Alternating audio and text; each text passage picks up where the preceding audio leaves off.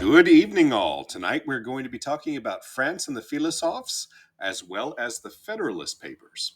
So we're in a neat period of time here. We've got France in the 18th century, so the 1700s, and you've got characters like Voltaire, Lamettrie, Rousseau, Helvetius, Condorcet, D'Alembert, Diderot, Condillac. And these are salon thinkers. So basically, guys who are wealthy enough to sit around and think and write philosophy, but that don't actually have to do much to make a living with it.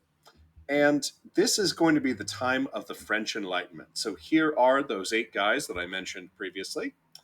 They're going to change the world, and in so doing, they're going to supply us with a lot of our political, social, and rational thought. Now, one of the biggest things that takes place here is they are trying to transform philosophy into social and political action. It's their collective effect that's going to get us into a more scientific mode of an analyzing things and embracing science as a medium of reform.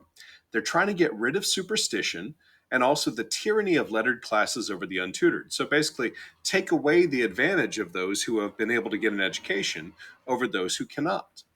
So, in the process, they're going to kind of undermine religious teaching, and they're also going to severely undermine political authority.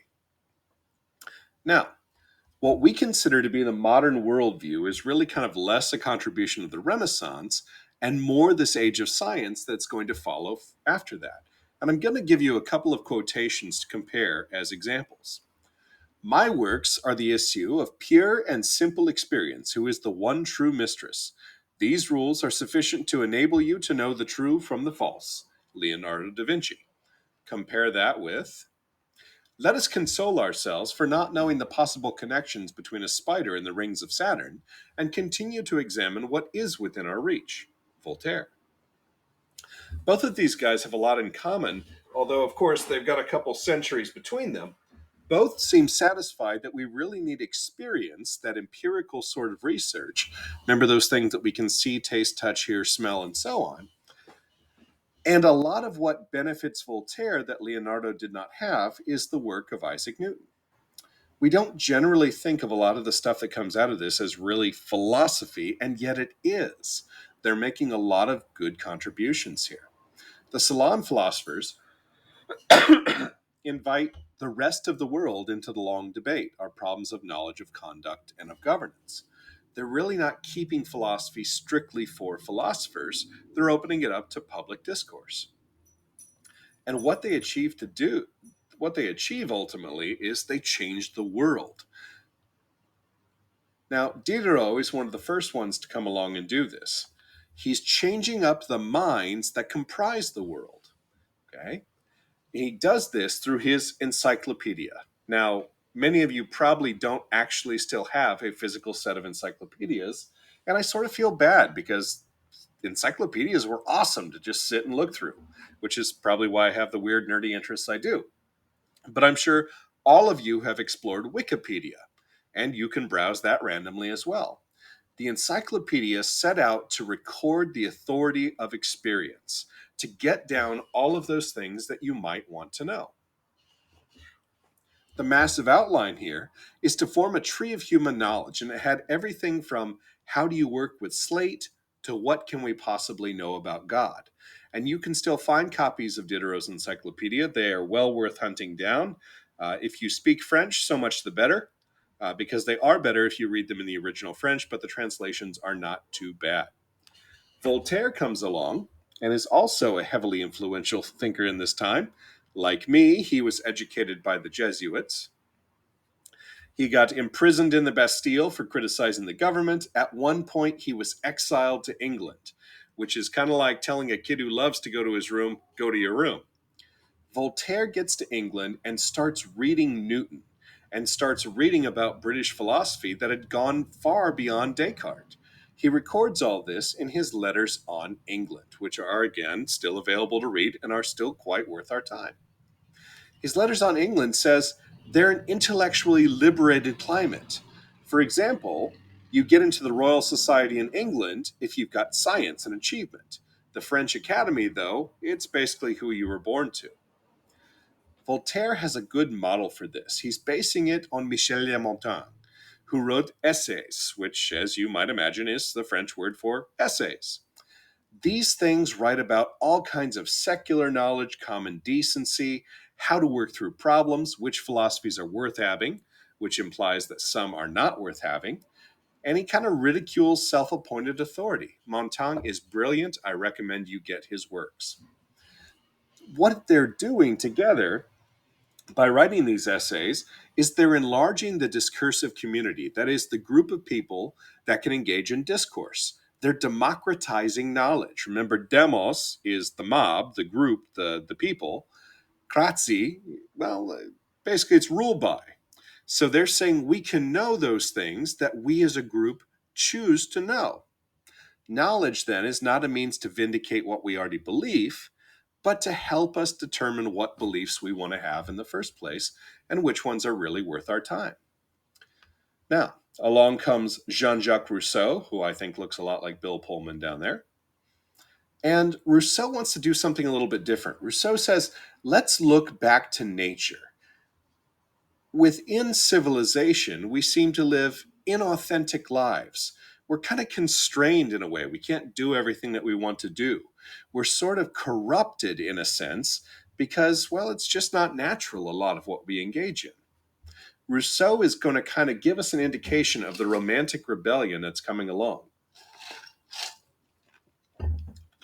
where high culture and literary importance is going to be a mark of Enlightenment thought. So Rousseau writes Emile, or de l'éducation. As he writes this, he says, as we civilize someone, we strip them of certain natural sentiments. We take away some of how they naturally feel. Notice that he was from Geneva, Switzerland, a place known for its freedom, and this had to be published in Amsterdam, a place known for even more freedom. In Du Contrat Social, the social contract, he gives a really poignant line in political philosophy. Man is born free, and yet everywhere he is in chains.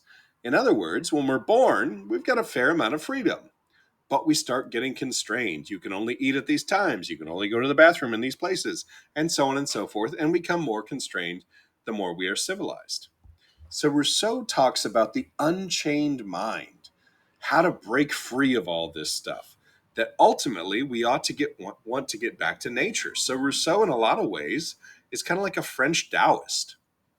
In Lametrie, who looks a lot like Paul Giamatti to me, naturalism starts to tend towards materialism. He writes a book called La Machine Homme, Man the Machine. This was a banned book. This kind of takes Descartes to its logical extension. And he sort of argues that the human body is a machine that winds its own spring. We engage in perpetual movement. Given that all the faculties of the soul, and by soul he means mind, depend on actions of the mind is an enlightened machine. Now he says, well, we're biologically organized, but that does have some external consequences. Condillac is going to pick up the same sort of idea. He writes about the sentient statue, the aware statue. So, as a result of incessant interaction with a stimulating environment, the statue comes to form elementary ideas and more complex ideas. So, the statue is there in the park and it sees life passing it by. It's going to start to put some of these things together, as Condillac's idea. Now, the point is that our essence does not precede our actual existence in the world. This is very similar to what Jean Paul Sartre is going to say in the early 20th century, and that the kinds of beings we are serve as a record of the experiences that we've had, those things that we've done, and those things that have been done to us.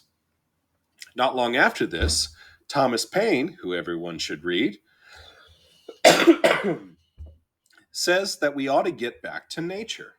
Newton and Bacon instructed us how to read the book of nature without adding our own preconceptions to it. Helvetius comes along and really it has some fascinating things to say. He says, think about the class system we have, whether it's upper class, middle class, or lower class in modern America, or whether it's the royals and the serfs, or the bourgeoisie and the proletariat, whatever you like. He says they have to have been man made because political force is needed to preserve them and keep them going. If so much energy is needed to keep that sort of thing in place, there has to be something unnatural about it, or at least artificial about it. Condorcet is going to kind of wrap up our French philosophes, and he's kind of the defining moment of the Enlightenment here. Condorcet is elected to the Academy of the Sciences, writes a bit about probability theory, writes about majority decisions that we still use. He had supported the revolution, served as a member of the Assembly, drafted a plan for education in the Republic, but he kind of found himself on the wrong side of things. And so that lands him in prison, courtesy of Robespierre, who's the bad guy in all the Scarlet Pimpernel novels and movies, and goes into hiding. During this period, he sketches a historical picture for the progress of the human mind. And almost no sooner does he come out of hiding than he's found and killed. What he does give us, though, is this very unique idea of progress. In its Enlightenment form, it's more analytical and scientific, more political and self-conscious than it was during the Renaissance. The Enlightenment notion of progress says that what's stationary is stagnant. It goes bad very quickly if it doesn't move and change and develop. The future, though, should not be under any obligation to mimic the past. You may have recalled David Hume said something very similar to this recently. In Condorcet's sketch, he says, here's the best way that we could possibly be run and ruled. In a society in which there exists an equilibrium of knowledge, industry, and reason necessary for progress, as well as the happiness of the human race. The French Enlightenment, then, is at the same time kind of forward-looking, but also starting to get into the role of this scientific thought. The revolution in thought was matched by political and social revolutions. So let's switch gears really quick and talk about the Federalist Papers. Okay, we're going to skip the scope on these. Oh, and there we are. So, well, we're going to not skip this scope. Republics don't historically have a really long shelf life. Okay, so here are some failed republics so far. The first four French republics failed. The one that we're in now is the fifth. Athens and Greece, the Weimar Republic, California and Texas unfortunately joined the Union. The Kerensky Provisional Government that replaced the Tsar. A representative democracy was planned, but they just didn't do it. And maybe the US will join this list of failed republics. We don't know. William Gladstone, who looks a lot like Grumpy Cat, was Britain's prime minister off and on, and he said the Constitution was the most brilliant document ever written. So in this 4-month period in 1787, you've got a group of guys, many of whom really don't want to be there, meeting in the State House in Philadelphia, and they are tasked with creating a nation. So they've got to replace the Articles of Confederation that came previously. And this is the picture that we're usually given, which probably isn't all that accurate. They had the windows shuttered because they didn't want to be seen or heard. It was a very hot summer. Everybody wore wool. Nobody had invented AC yet. They didn't have underarm deodorant, and so on and so forth. Okay. Of the 55 delegates, some had college educations, others did not. It doesn't seem to have made a big difference to them. The one delegate who knew that a nation had to be created was Alexander Hamilton. Okay. Hamilton's plan was pretty extreme. He wanted a president for life that was practically a king. But Hamilton also contributed a lot of the most prescient ideas produced by the Assembly. It wasn't just old guys either. There was Jonathan Dayton, who was 26 at the time, and Ben Franklin, who was 81 at the time. George Washington presided over the meetings. Okay, a lot of what we hear about Washington, it's really kind of tough to know what's true and what's false. Here he is cutting down the cherry tree, and he can't tell a lie to his father. But if we examine the history of America at the time of founding, Washington really is kind of the embodiment of all of the ideas and principles of this new republic. The apotheosis of Washington, which is in the ceiling of the dome at the Capitol, means the becoming of a god, and that's kind of what we've made him in our secular culture. The document that came out was missing something, though. It didn't have a Bill of Rights. That was an obstacle to ratification. That would be removed by Madison's drafting, but the real question is, why is this the case? The Federalist Papers are a major work of political philosophy. They're a contribution alongside Plato's Republic and Laws, Aristotle's Politics, and many others. The biggest thing here is how they built the philosophical background to support and ratify the Constitution. So if we look at these, we see a lot of echoes of guys like Locke, Montesquieu, and Rousseau, but they're not going to cite their sources per se. Since the writing of this American experiment, nearly every government in the world that follows a constitutional plan has copied off us in some way. Okay? Now, the Federalist Papers, not going to cite their sources, but you can see a lot of philosophy in them. The writers recognized they were writing to a big, broad audience, and so they presented specific arguments confronting specific criticisms. There are 85 essays that are published in New York between October of 1787 and April of 1788 under the name Publius, or the Public. Alexander Hamilton wrote the most, followed by Madison. John Jay's contribution was slight in number of pages, but covered some very important points. James Madison really is the guy that gave us ultimately the Constitution, and he's using that Scottish common sense philosophy that we discussed previously. So the question is, did we really get a republic? What is a republic? So Madison says a political regime is a republic only when the government's power is derived entirely from the people and only while they behave. Well, if we think of politicians, they don't frequently behave. So how are we to understand this? Nothing in Madison's statement is really all that new. The puritanical kind of republic that he's talking about, well, it really doesn't work. John Adams was kind of behind a lot of that. He said we needed a national religion or really strict morals to hold together this plan of government. With concerns like this, the question is, how do we go from a pure democracy where everything is voted upon and you get factionalism, or the right sort of republic where power is delegated? The really paralyzing tension here comes between the central government and states' rights. You've got the 10th Amendment there that basically says anything not reserved to the federal is open to the states. So here is the rest of the Bill of Rights. Now the question is, was it necessary?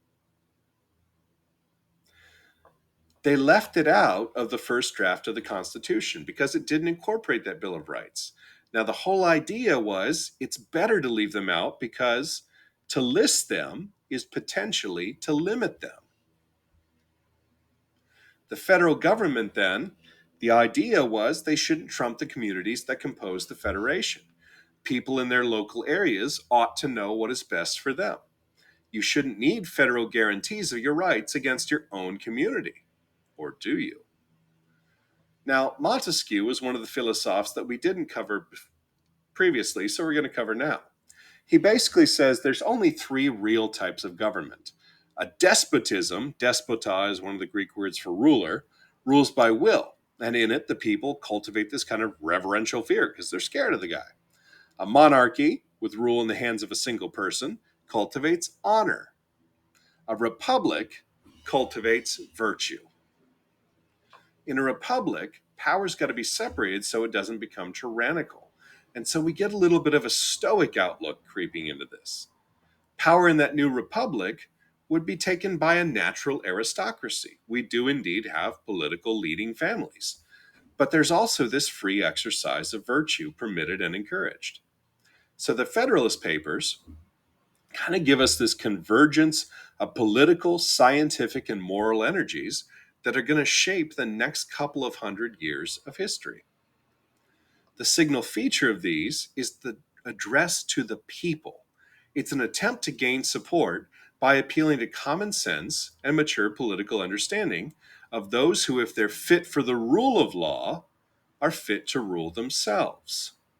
Very important point to point out there. Finally, we have America is not a democracy. We are a constitutional republic.